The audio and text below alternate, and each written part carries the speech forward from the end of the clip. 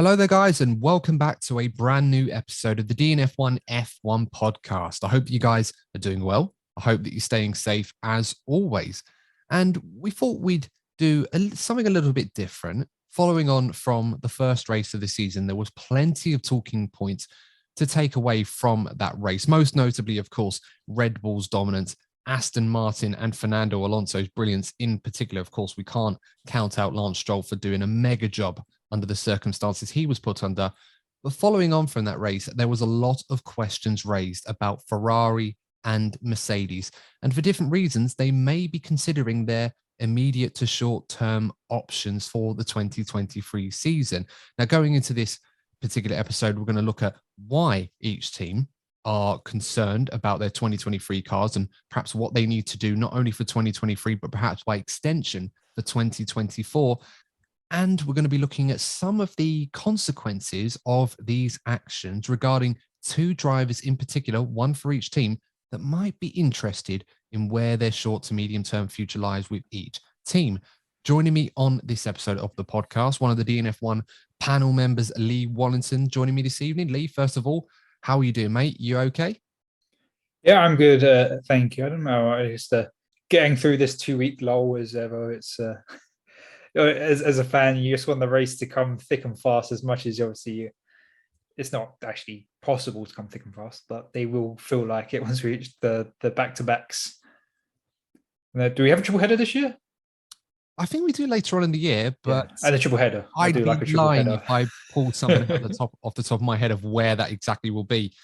But I mean, with a 22 race schedule, 23 race schedule, 23 race, 20, yeah, we're definitely going to be having a triple header in there somewhere. F1 tends to throw one or two about, so I think it's like might be the Dutch Grand Prix, Italian Grand Prix, Belgian Grand Prix, something crazy like that. But yes, all good and all is well in the F1 world, depending on which team you support, of course. And as always, guys, if you want to continue supporting us, you can do so. Subscribe to the channel, like the video if you watch us on YouTube, and give us a 5-star review if you think we're worthy, of course, on your favorite podcasting platform. We really do appreciate all of the support that you guys have kindly given us over the last few years or so. Now, Lee, big topic at hand, something we didn't really go into too much detail that we've alluded to already from the Bahrain Grand Prix review was the extent of the ailments already facing Ferrari and Mercedes, most particularly with Mercedes going into the weekend, but very much after the weekend, Ferrari, for very different reasons, have concerns. I want to start with Mercedes. Now, going into 2023, there was a lot of hope and expectation that Mercedes were going to be able to rectify, first of all, the porpoising issue on their car, the drag issues that they had with their car. They were carrying too much drag with their concept. We were also wondering whether or not they were going to be producing a different looking car to the one that they already had, most notably the issue with the Hyde Pod concept that we talked about. Now, we've obviously stressed on the show in the past that this wasn't necessarily a fundamental problem with the Mercedes W13 concept going onto the W14. They retained that to a degree. There was a little bit more room for the side pods. Porpoising had stopped, so things seemed quite encouraging, even if they were on the back foot in terms of pace to the likes of Red Bull, Ferrari, even were considering where Aston Martin were in all of this, wondering if they were really on par with them. Following on from the Bahrain Grand Prix, even as early as qualifying, it was all laid bare for everybody to see. Toto Wolff was saying that the car was as much as a second a lap slower than its rivals. It's the 4th fastest car. Sir Lewis Hamilton was often complaining about the fact that they were just so far behind. If anything, they were right back where they were in 2022 relative to the competition, maybe even worse. And George Russell, of course, has had a lot of things to say about this car as well. He even went as far as saying that the championship has already been sewn up and it's Red Bull's to lose at this point. So moving forward, there are plenty of options to consider right now. But first of all, I kind of want to get your take on this as a Mercedes aficionado, if you like. How disappointing must it seem already, not only in Bahrain, where obviously strengths and weaknesses can be exaggerated one way or the other, and we'll get into those caveats a little bit later on, but how disappointing is it that after all the talk at the launches, all the talk in testing, all the hope and expectation that a team with the caliber, resource and expertise of Mercedes still has more questions than answers regarding its latest car and is still struggling to keep up with the benchmark, which is Red Bull right now. Well, actually, first I want to start with the positive before I get to the disappointment. Like the positive that you said is over the winter they've got rid of their porpoising issue. I don't think either George or Lewis complained about any form of bouncing. Even like the Ferraris were complaining about bouncing. So they've designed that out, and I believe they were in the race. They were actually, Lewis was the fastest in the speed trap on a straight, which is obviously an improvement over last year where they were some of the slowest. So in that sense, they've challenged that and beaten what an issue was last year. So you got to give credit to the Mercedes team that they've managed to target what they wanted to target from last year, minus not having a faster car. I mean, the actual this is an issue. They will fix this issue. The car's not faster. That's a different. They get onto the disappointing aspect. Is that you over the last few years as a fan that supports Mercedes or drivers in Mercedes camp, Mercedes have generally been the top team engineering, in design, in resource, and just ingenuity and innovation. And when the Zero Star Pod came out or revealed last year, we were like, wow, this may be, but it's been a bit of a dud. So you're like, okay, they'll come back, they'll target. Where's the innovation gone? Where's the design? But so much, as you said, energy and excitement's been, and it's been completely destroyed in the first race. As you said, Bahrain's not a great circuit to gauge by, but it's still sort to see that there's a bit of toys being thrown out the pram, so to speak, by the drivers, by Toto, that it's not meeting their expectations. And I think right now that they're really lost as a team. It's so sad to say that it's so early in the season after race one. Yeah, I mean, Mercedes, they weren't confident, in fairness to them. They didn't run around with their chests out saying, oh, here we go, this is the car that's going to, destroy the competition, as it quite often did a few years ago during the last set of regulations. I mean, we had the odd joke from the odd Mercedes fan, as you would do, same way as you would do with most fan bases. Like Ferrari fans would have had their run-of-the-mill jokes. I'm sure McLaren or any other team would have probably said, oh, this is going to be a great year for us. Optimism is in the air. We always go into a season thinking that our respective teams or favourites, whoever they may be, are going to have a better one than the previous one. That's just how things are in Formula One. But I don't think many people would have imagined that Mercedes would have regressed, if you like, relative to the competition to such a degree that they're already questioning their car concept.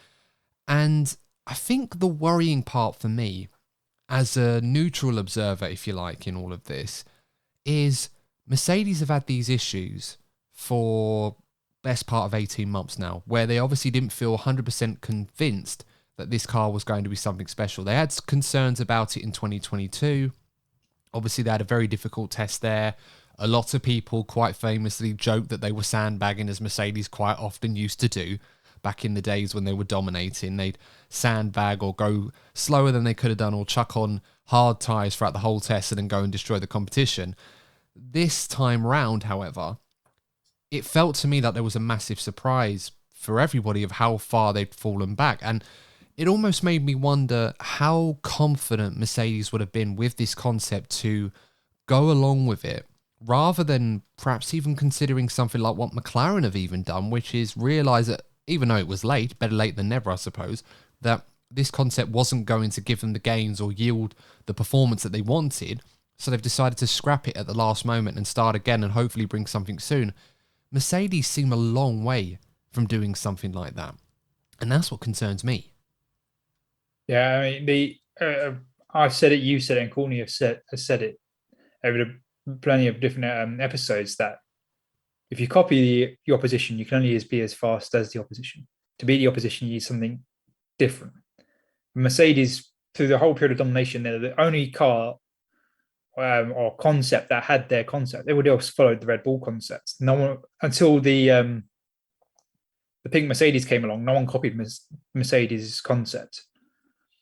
So they've always in at least recent history, been used to setting their own way, getting their own design working, their own concepts, and not having to copy. And I think it's caught them off that in their theory, last year didn't turn out as what they expected. And what the designers expected over the winter hasn't seemed to bring the results that they expected again into this season. I just don't think as a culture, the designers just aren't sure or what to expect, and when their design doesn't work, when the theory is great in theory, but it's a practicality and reality is where the car is. It just seems a bit rudderless. So I know there's rumors about James Allison maybe brought back on to help, and obviously that's been denied by Mercedes. But where there's a rumor, there's obviously somewhere starting the rumor. Yeah. Even if it doesn't actually happen that James Allison's coming back at all. Obviously coming back on board for the car design, because I think he's involved in yacht racing or something. Something like that. Yeah, the Team America stuff. Yeah. I'm trying to think of what it's called now. The sail race and something like that. So forgive me, sail racing aficionados out there. We're definitely not privy to that particular sport. The sport. Yeah, we're not going to risk doing that anymore. But no, I absolutely understand that. And I had heard a similar rumor to that. I heard along the lines that James Allison was being brought in on a temporary basis to oversee the upgrades going on the Mercedes in Imola. I suppose at some point that may be the point where Mercedes feel like, right, we've got the car to the point where we need to make a decision on what to do for 2024. Do we keep going down this avenue and still have faith in this current concept and continue to develop it to a point where we feel like perhaps eventually we will strike gold in what we want to achieve with this car? Or do we go down the Aston Martin route and try and develop a better version of the RB19 or what the RB20 will be when it comes out in 2024? And that sounds rather easy if you're a big team. Like, with all due respect to Aston Martin, they want to be a big team.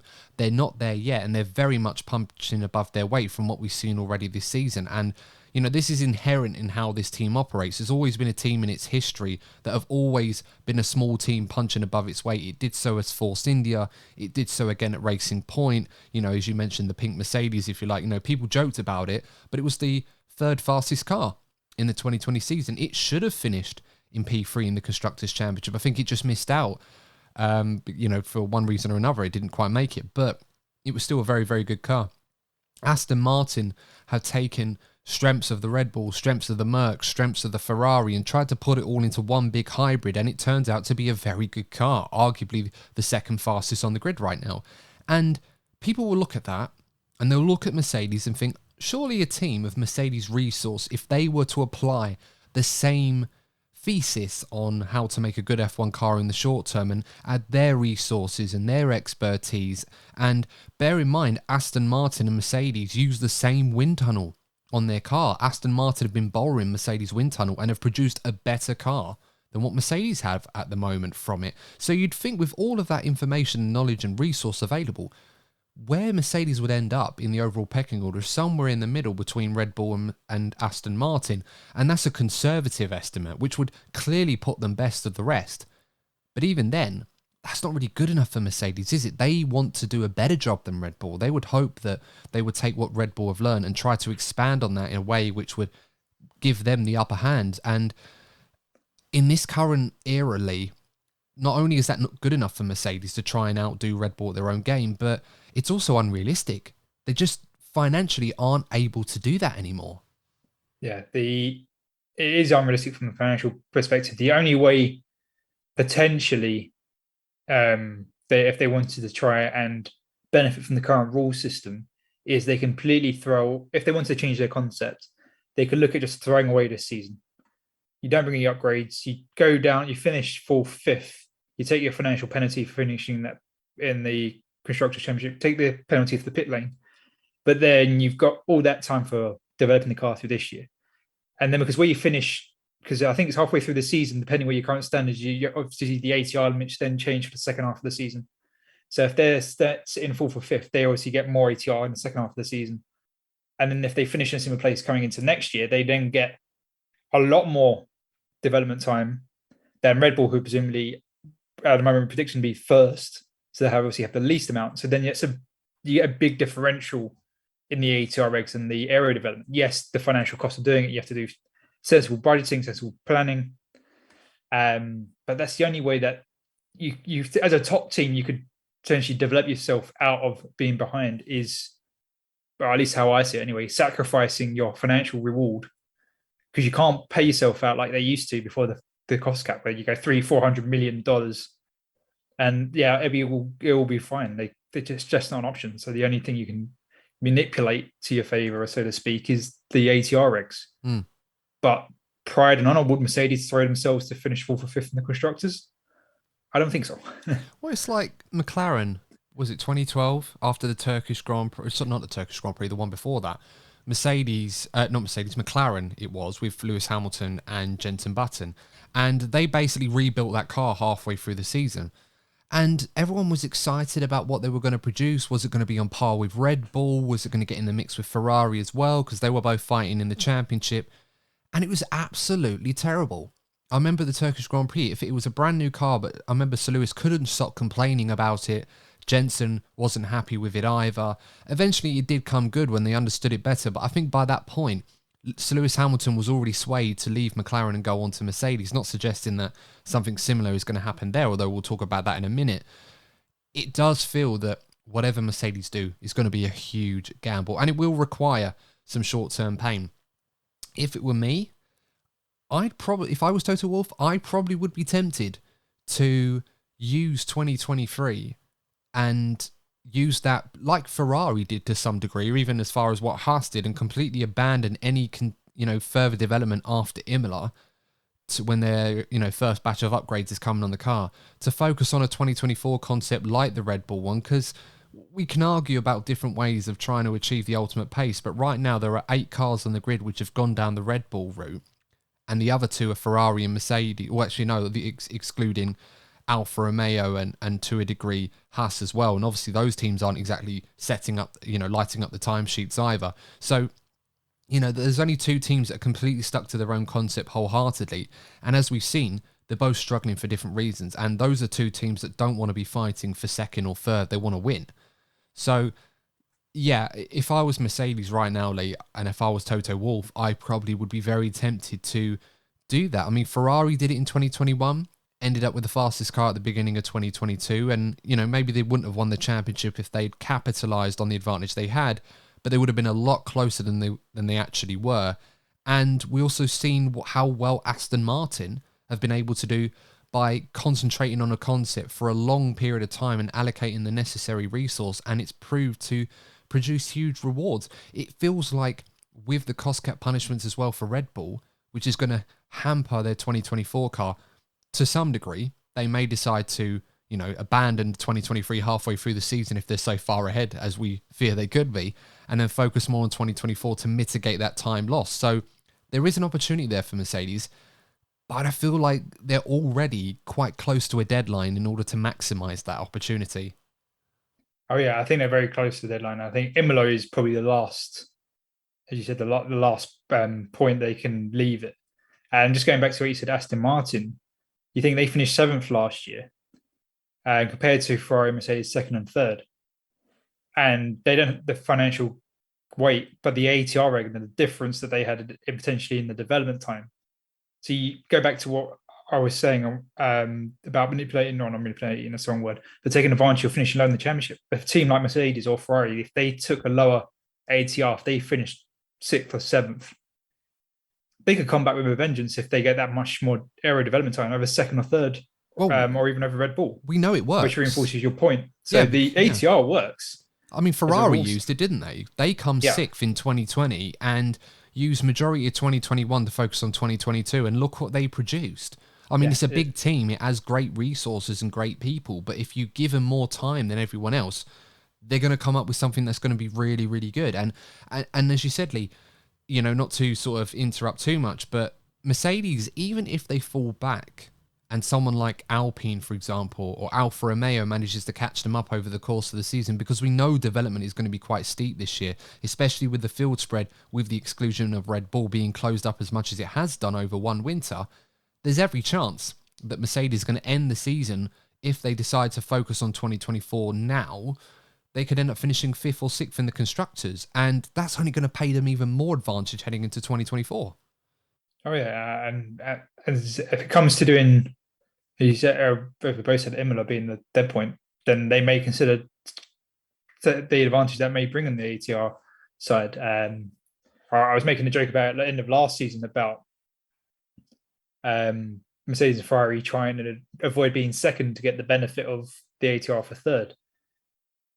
But it really, I don't see Mercedes throwing it away, but it's something that I think they consider it if they decide to abandon their concept. Yeah, I mean, I suppose one way you could look at it, and maybe this is more of a concept issue that we've been talking about already, but Mercedes were third in both periods when the ATR regulations renewed themselves last season. Obviously, because they finished first in the constructors in 2021, they started off with a disadvantage, but then that rectified itself where they were third going into the summer break. They were third at the end of the season. They still had more time than Ferrari and Red Bull. And whilst I don't know how you want to play it, let's just play devil's advocate here and say they've gained nothing and lost nothing to Ferrari, but they've lost more to Red Bull and even more so over Aston Martin. It does make you wonder that unless Mercedes do experiment with a new concept, it doesn't matter how much time and resource they allocate to what they've got, they're just not going to be able to get to the level that Red Bull will eventually be at by the time 2024 comes around. Yeah, or are very unlikely they find the golden bullet that makes their whole concept work. But after 18 months and not finding that golden bullet, it's very unlikely there'll be a eureka moment in the coming weeks. They go, wait, this is it. This is the second that the Series 5 pods were supposed to be talking about. I doubt that moment's coming at all, unfortunately. Yeah, it's quite a shame at the moment for Mercedes fans. I did want to extend this a little bit furtherly by talking about the drivers in particular. Now, George Russell has said quite often that he joined Mercedes because they are a championship winning team.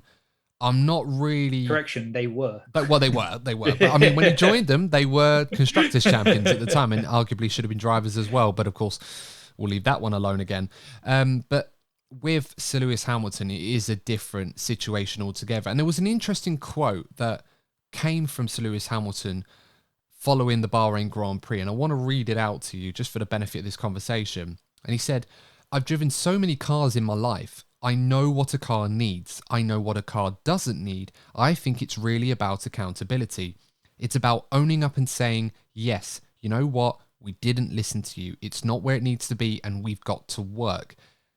Now, I don't think it takes a genius to see that Sir Lewis Hamilton is talking about his team. He's talking about the personnel that were in charge of designing this car and putting it all together and finding out what makes it quick. And I think we often understate in F1 how significant the feedback and input from a driver actually is in terms of making a very quick car. We don't often hear stories about modern day F1 drivers having a great input or a great amount of feedback into a car design, or, we often used to get that in the past. I remember hearing stories about Michael Schumacher almost being like a mechanic, and being involved in the design of car, being influential in terms of what he wanted. Other drivers like Fernando Alonso when he was younger at Renault, when Sebastian Vettel, Kimi Räikkönen in the past, two drivers that were very, very good when it comes to giving feedback and car design. I think at one point Ferrari used to keep Kimi Räikkönen on for more seasons than they would have wanted to, because Sebastian Vettel just said he was so good at being able to give input and feedback to design a quick car. And, Ferrari were in championship battles for a few years during that period, so it probably made a lot of sense. Sir Lewis Hamilton has often been overlooked in that regard. Despite Mercedes' dominance, I think a lot of people ignore the fact of how much input Sir Lewis Hamilton gives in terms of what makes that car go quick. He played a pivotal role as well last season in turning Mercedes' fortunes around to ultimately creating a car good enough to win on merit. Ultimately, he wasn't the one that benefited from that, but you could see how much improved Mercedes were in 2022 once Lewis had gone through that pain, once he'd gone through all the trials and tribulations, whilst George Russell was doing what he needed to do and pick up the results in the short term. To hear that from Sir Lewis Hamilton, and bear in mind, Lee, this is a guy that once said not long ago, in 2022 actually, when asked, are you worried about the concept of your car compared to others? And he basically said, well, my team don't make mistakes. to now go as far as saying that they've not been listening to him or saying that they've built a bad car and they're not being held accountable for it. This is a guy as well that also is looking at renewing his contract, and whether or not he's going to do that remains to be seen. But that's not a good vote of confidence from a driver that usually is very calm and methodical about his team's prospects, knowing that they're in a good place. But right now, they're not.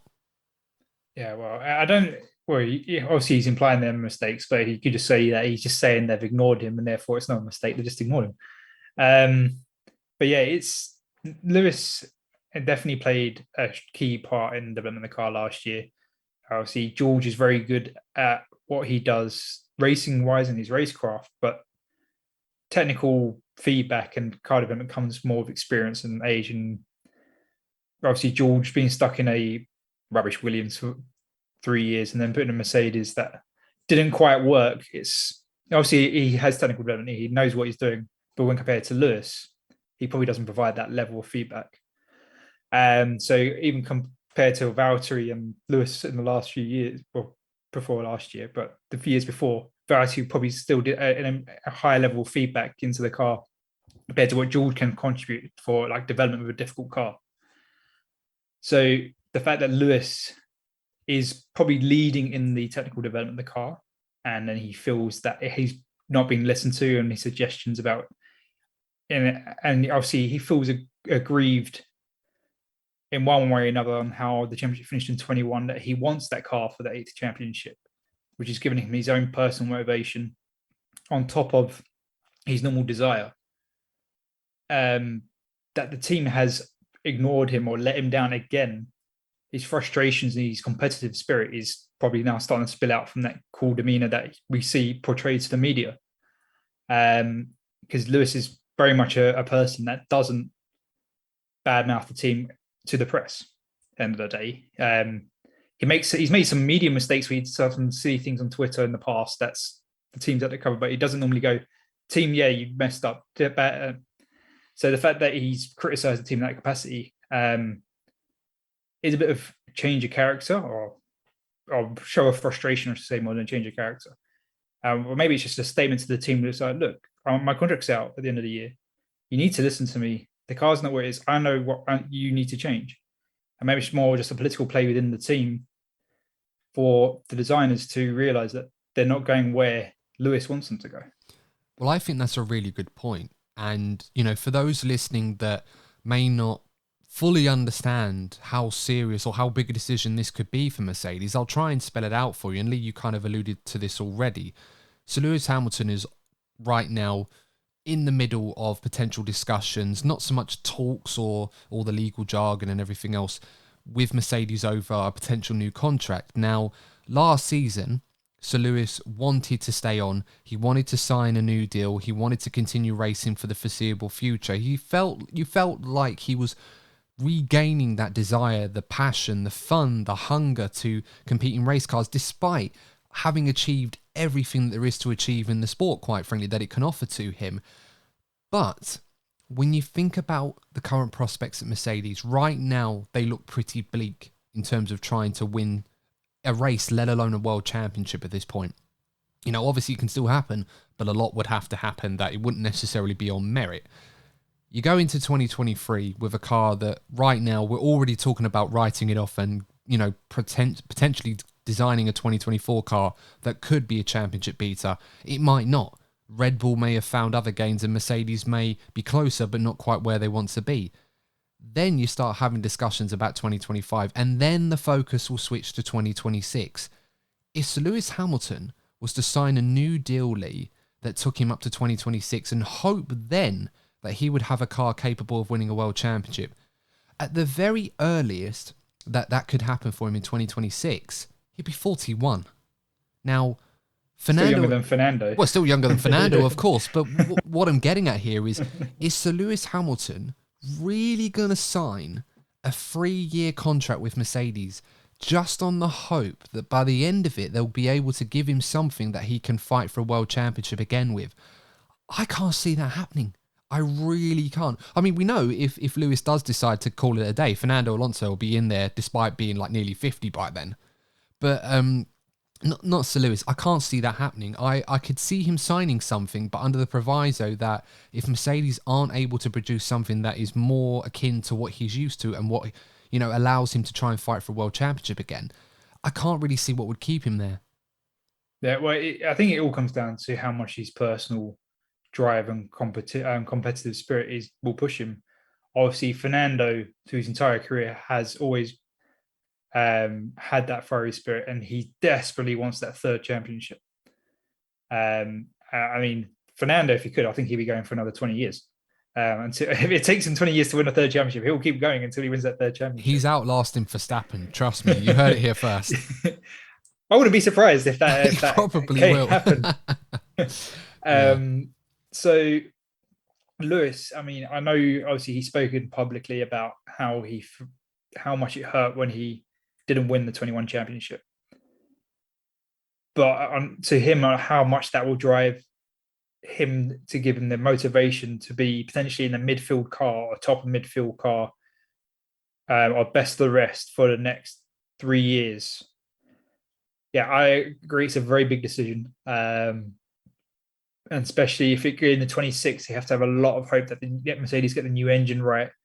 Mercedes, obviously, have they even announced the error rules for 26? Probably not.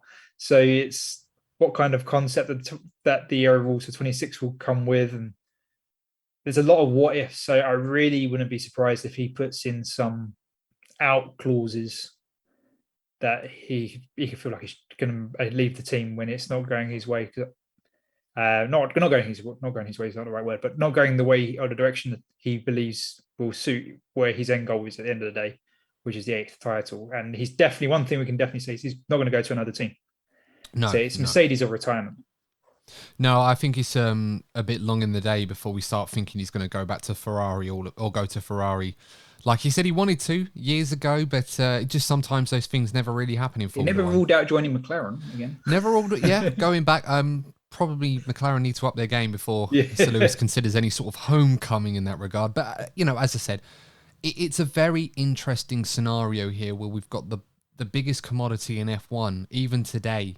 People talk about Max Verstappen and the longevity, but, he's tied up for a while now. I don't expect Max to go anywhere. I expect him to be at Red Bull his entire career, unless there's any reason for that not to happen. And him and his father and even Helmut Marko have talked about Max potentially retiring early. So it's Max could be a 5-time champion, then walk in 26. Fernando goes in the Red Bull. Job done. That's it. We're all just planning now where Fernando Alonso is going to be in about 7 or 8 years' time. It's definitely going to be in a Formula 1 car. It's just a question. I mean, this was the guy that we were talking about in 2018 that was doing a great impression of someone that looked like he was done with the sport. And now 5 years later, he's up on the podium and the sky's the limit almost for him at this point. But amazing stuff with Fernando Alonso. But I totally understand and agree, Lee. I think Mercedes are in a real dilemma here right now that they do have to take into consideration what Sir Lewis Hamilton would want from them to do. If he wants them to abandon this car and focus on 2024, they may have to do that to keep him at the team. And the worst case scenario is not that he leaves, but if he stays on, they take the gamble and they're left with a dog of a car, then he'll just leave anyway. He's almost got nothing to lose by trying to force the gamble, really. All right, 2023 to write off, but I think he can afford another year if it means get success later on. So we'll have to see. I do want to move on to Ferrari, if we may, to cheer up the Merc fans so we can talk about another team's misery rather than their own right now. And as much as this hurts me to talk about this, but we got her anyway, just for the sake of the content. Ferrari right now, not only is this car slow, it's also unreliable. Given that we had Ferrari extensively go on about how much work they'd done to improve their reliability, they believed or they claimed that all the issues that they had were resolved. They did thousands and thousands of kilometers on the dyno. They did so many laps in testing, no reliability issues whatsoever. 40 laps into the first race of the season, they lose a podium and a big chunk of points in a very competitive midfield, midfield battle, upper midfield if you like. And, where do we go from here? Not to mention the fact that they were miles off the Red Bulls anyway. And not to mention the fact they had to replace the battery before the race even started. Yes, exactly. He'd already lost, we say lost one, but they've got to find out what's going on there. But yeah, Fred Vasseur, following on from all that talk saying that Ferrari were much more robust, they were going to be much stronger with reliability, then going on saying they now have concerns and they don't know what's caused this problem, at least as far as we're aware at the time of recording this episode. I mean, what do you do with Ferrari? It's just Charles Leclerc was a picture of 1,000 words, quite frankly. The way he was standing up against the wall, his head literally leaning against it, just thinking, what on earth have I got to do to catch a break right now? Yeah, I mean, when I saw that image with Charles standing there, what came to my mind was Sebastian Vettel. And you know, when Seb was driving for Ferrari, he was really enjoying his time at Ferrari, and then there was a moment that it just changed, and he just didn't enjoy racing. And when he kept having these spins, and he's just like, "What can I do to stop spinning?" Or and it just reminded me is Charles had a similar expression of, "What can I do? Why is this Ferrari team or this car not working for me? What can I do?" Obviously, Seb got worse and then he left the team. And at the moment, Charles doesn't have the option of leaving. He's still got another year in his contract? No, I think he's got a few more because he signed that 5-year deal. Yeah, I can't remember when he signed it. 2021, I think it was. It was like, yeah, 5-year deal in like 2020. No, was it 2020 or something? Well, one of them. He's got a few more years. He's got 2 or 3 years left. That's all we know. Yeah, he's got a few more years. Multiple years. There, keep it nice and vague. He's got multiple years left. They put more faith in him with the long-term deal than they did with Schumacher, and that's saying how important Charles Leclerc is to the team. Yeah, I think the only person that's been more affected by a long-term deal was Lando, but that's digressing. Yeah, true. But Charles, I think he's suffering from motivation loss, which is probably one of the reasons why Fred Vasseur has been brought in to keep Charles in that sweet spot. But even Fred Vasseur, the connections and the talent that he brings in his role can only keep Charles mentally in a safe space, driving space, in wherever you want to call it as a driver's headspace. If the car isn't delivering, that's only going to work for so long, and it's a really dangerous position that the team will find themselves in if they keep letting Charles down again this year. It's interesting, isn't it? Because Mattia Binotto was effectively fired, even though he technically resigned. He basically jumped before he was pushed. He wasn't in favour with, with John Elkann and, Benedetto Vigna, the CEO at Ferrari. They weren't Binotto fans. And what was interesting to me is that even though they brought in Fred Vasseur, and I'm sure, I can't remember if I said this on the review pod or if I said this in conversation with you guys, but I just thought to myself, you know what? If Mattia Binotto had been given another year, like I thought he should have been, and he was team principal of the team after that race, they'd have probably fired him anyway. Just on the back of that one race, thinking, well, look, the car's even slower now, and the reliability is still terrible. So it's almost like, well, it's not going to get much better. I suppose with Fred Vasseur, he's going to have the time and hopefully the backing and patience to try and turn things around. They're not going to expect him to turn it around overnight. 6 months? 6 months. Yeah, maybe. I mean, the patience Ferrari will have. Yeah, or lack thereof. But it depends. I mean, Ferrari operates so uniquely to everybody else in F1, and these days it's often to their detriment rather than to their success. So make of that what you will. I mean, this is a team that fired Marco Mattiacci after not long being a team principal, about 5 minutes after he persuaded Seb Vettel to sign for the team back in 2014, it was. So, yeah, you make of that what you will with Ferrari. But my point being with them, that after such a difficult start, we talked about the car concept at Mercedes. I suppose with Ferrari, they have a little bit more leeway with what they want to do. And I don't believe for a second that they would abandon what is going on to try and pursue the Red Bull concept. I'm pretty certain that Ferrari, no matter what, will just try and maximise their own concept. They've always done that in F1. They've never tried to mimic what other teams have done. They've tried to take certain things, as you do, but the ultimate fundamental concept of their car has always been their own. And, you can't blame them for doing that. Their success in F1 is unparalleled for a reason. I know people say, because they've been there longer than everyone else. Well, yeah, but they've still won more, so it doesn't really matter. But with Ferrari, the good news for them is that Bahrain is probably one of those circuits, and we may get a few more this season that do this, but Bahrain was a circuit that very much exaggerated Ferrari's weaknesses and didn't utilise many of their strengths at all. Ironic considering how good they were last season, but, things change quite quickly in F1. So if Ferrari are anywhere near as close to having a bad race as they did in Bahrain, it will be a bit of concern. What are your thoughts on them going forward, Lee? Do you think they need to consider what Mercedes might be considering, or do you feel that they just need to keep at it and just find issues for what they're doing and hopefully get it right? Right. Firstly, I don't think that their decision is as drastic for Mercedes as Mercedes. I do agree with you on that. But you do remind everyone that last year, Red Bull in the first race of the season had a double DNF.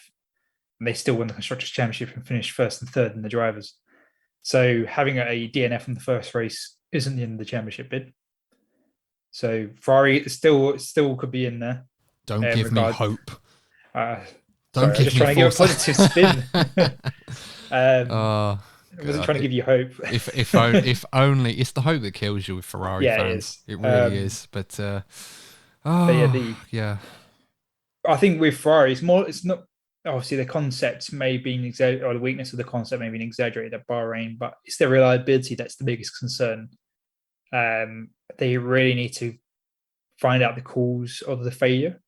Obviously, it'd be great if they could save their battery, but if they've lost the battery as well, that's not going to be great. And especially if they do end up in a close championship fight with Max and Red Bull, you don't want to be throwing away grid penalty positions because of your engine or your battery, your electronics has let you down, and you've taken a 10 grade place penalty off 5. It's silly throwing away points, which is what cost Charles last year among his own accidents they had himself.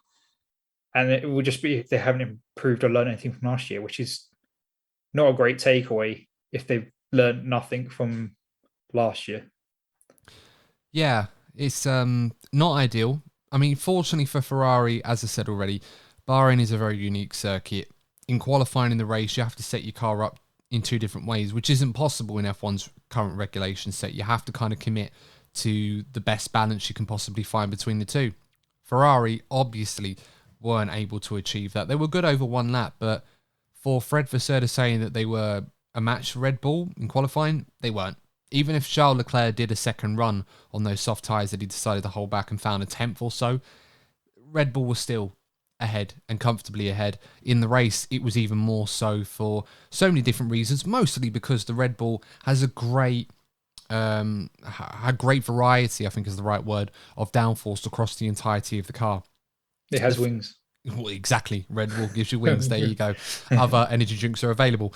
But, you look at the Ferrari, it struggles with front end grip. It's not great on its rear tyres. The tyre deg is ridiculous. And Bahrain was going to, chew them up and spit them out for all of those things. And we saw that, particularly with Carlos Sainz. He just wasn't able to look after the tyres at all. That concerned me as well with his pace. I expected a little bit more from him after testing, but for whatever reason, Charles Leclerc just was able to get so much more out of the car than he was. Hopefully, that was a one-off.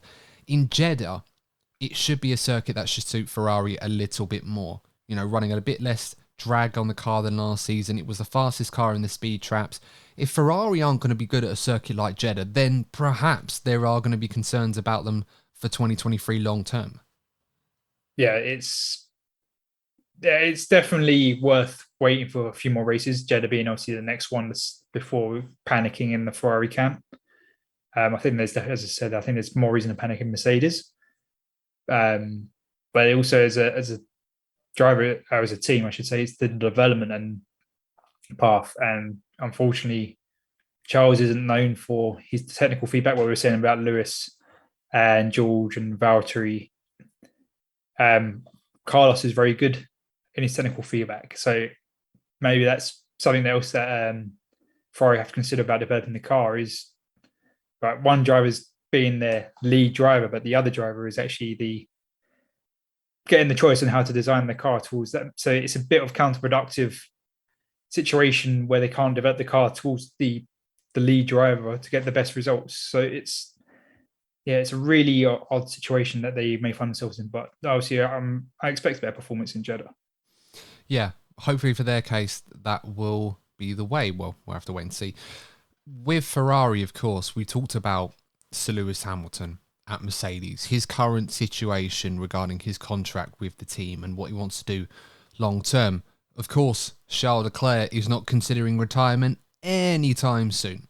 You know, that's the luxury of being more than 10 years younger than someone like Sir Lewis Hamilton, who's obviously gone on to achieve many great things. Charles Leclerc is yet to do. Realistically speaking, however, there is the growing threat that if Ferrari, despite giving Charles Leclerc a long-term deal, longer than any other driver that they've ever done, even more than Michael Schumacher, there is a fear that if they're not able to deliver for Charles Leclerc what they'd hoped to, there is a chance that another team might be able to entice him to go there if they can do a better job than Ferrari. And I see that as a distinct possibility that that could happen. And I suppose it begs the question, Lee, how important is Charles Leclerc to Ferrari? Is he as important to Ferrari as Max Verstappen is to Red Bull right now? Is he more important? He's as important to Ferrari as Max Verstappen, but I wouldn't say he's more important than Ferrari. Ferrari are in the luxury position in Formula One that obviously if they're back of the grid, maybe not so much, but generally every driver wants to drive for Ferrari more often than not.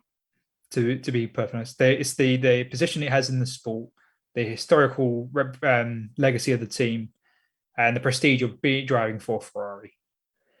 So if Charles did walk away, there will be other drivers of high level caliber that would be willing to jump in the Ferrari.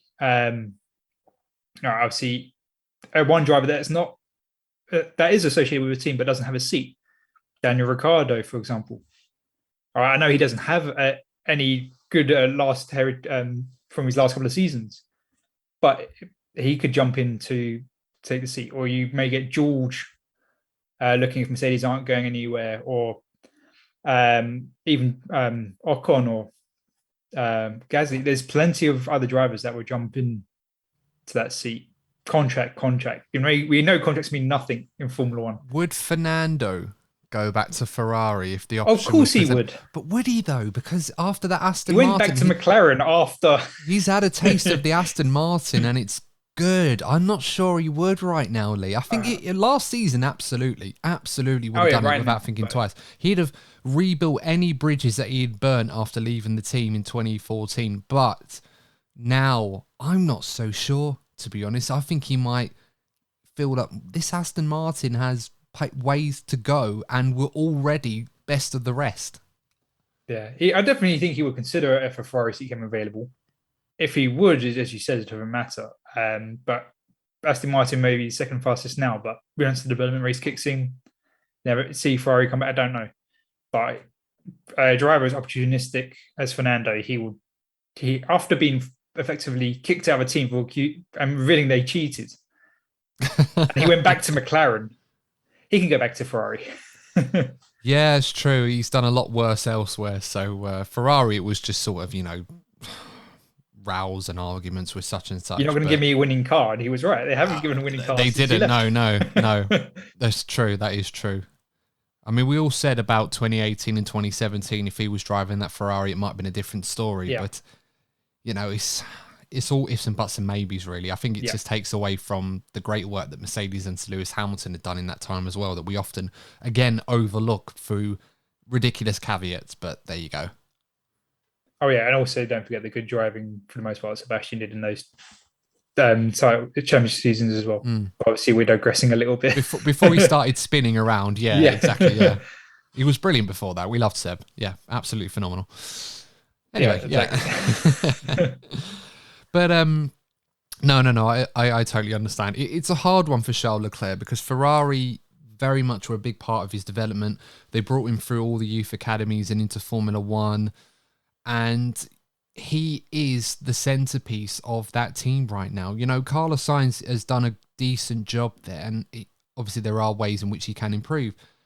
But Charles Leclerc is that driver that comes along once or twice in a generation. I'm not suggesting for a second that he's up there with Max Verstappen or Sir Lewis Hamilton right now, but he has shown at times when he's got the car underneath him and when he's really firing on all cylinders and everything's going the way it should be for him, he's a match for anybody. He's good enough to fight and maybe win a world championship. But Ferrari have not been able to produce a car that has been able to sustain a championship challenge for him. And there's only finite number of opportunities that they're going to be able to do that before he starts considering his options elsewhere. I mean, we saw last year, Lee, the British Grand Prix, how that was a race he should have won, but through Ferrari's ineptitude and through Carlos Sainz's brilliance to ignore their commands, not only did he end up winning the race, but Charles Leclerc lost the race, and it was made out that he was trying to be a petulant whinger when Matthew Binotto was giving him a talking to, when the reality was, I think they're lucky he didn't storm the paddock and cause a bigger fuss than he actually did, quite frankly. And, you know, that's going to be built on more and more and more as time goes on, and we have more weekends like what we did in Bahrain. There's only so much that one driver can take. Oh yeah, that's where I was going back to the earlier point of how he reminded me of Sebastian. Ferrari destroyed Sebastian's confidence and his hairline. Oh God, yeah. Yeah, and that's obviously the stress of driving for Ferrari. Obviously, not that Charles's hair is going to disappear anytime soon, but it will pile on to the point that he'll want to leave. And as you said, he's got the potential.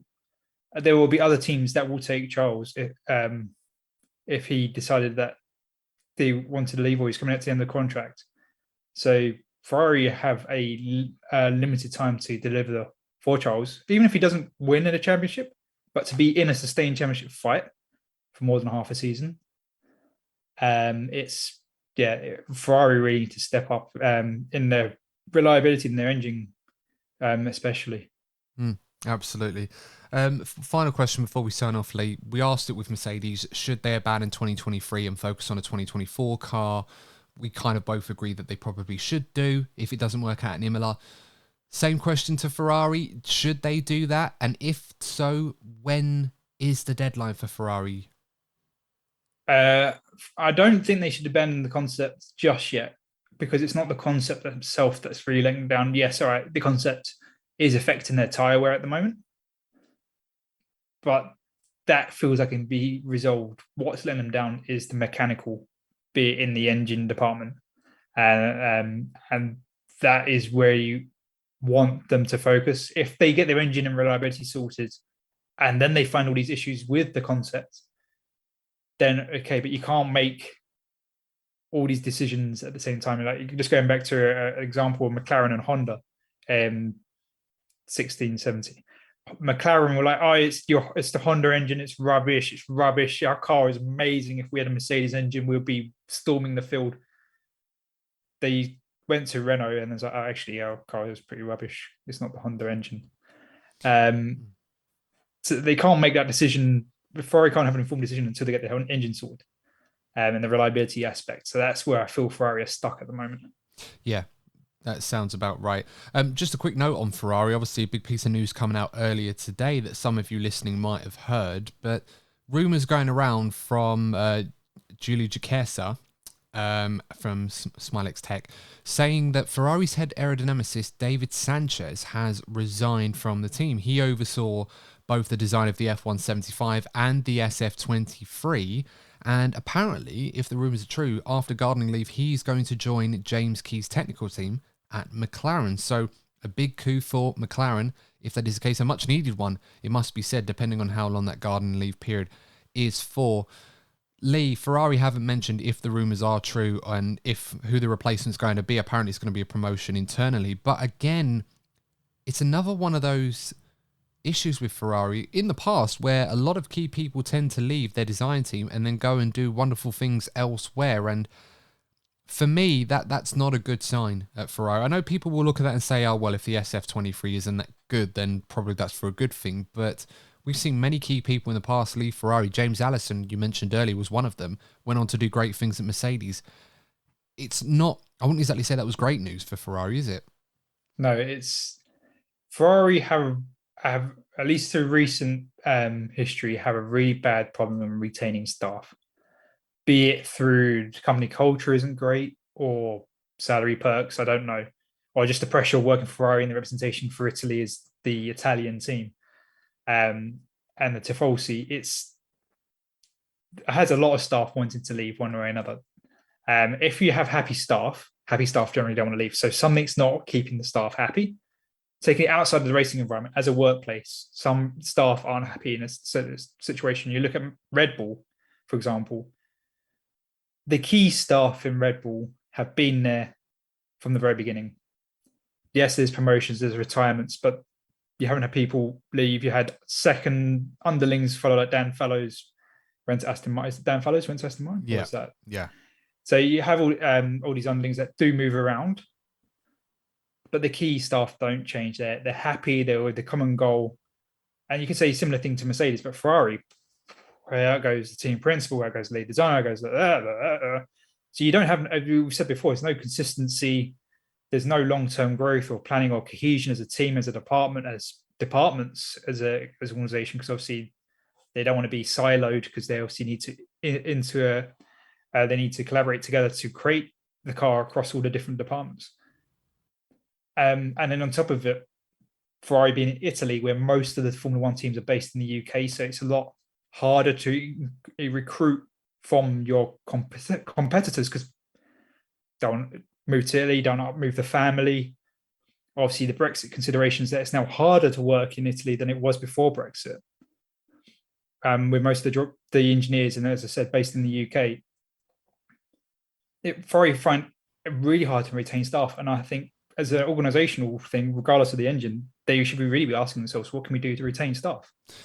You'd think with the Brexit thing, that would go in Ferrari's favour, wouldn't it? Because that way they could have easier access to all of the staff based in Europe and just work at Ferrari, easier travel and living arrangements and everything else. But for whatever reason, Ferrari haven't taken advantage of that, or at least, to the degree that would turn them into world champions. I don't know how you could quantify or measure that, but logically speaking, you think it would actually help them. But there you go.